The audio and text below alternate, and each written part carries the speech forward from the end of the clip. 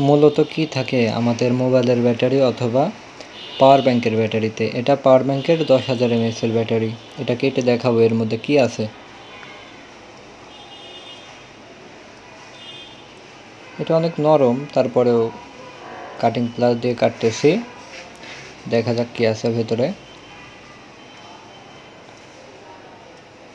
উপরে একটা পরত থাকে, এটা হচ্ছে কি জানি দেয়, পেপারের মতন।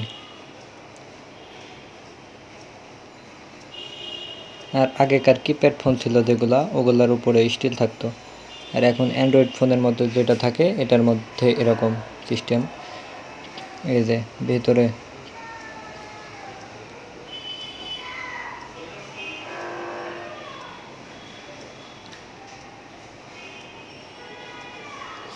শক্ত আছে অনেক।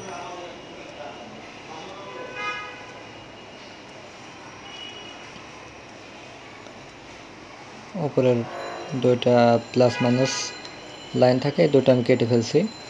ব্যাটারিটা ভালো ছিল, বাট চার্জ যাইতো না, এই জন্য নষ্টই বলা যায়। যে এমন পেপারের পরত থাকে, মূলত পেপার পেঁচাই এইভাবে ব্যাটারি বানানো হয়। আজকে এই পর্যন্তই। সবাই ভালো থাকবেন। খোদা হাফেজ।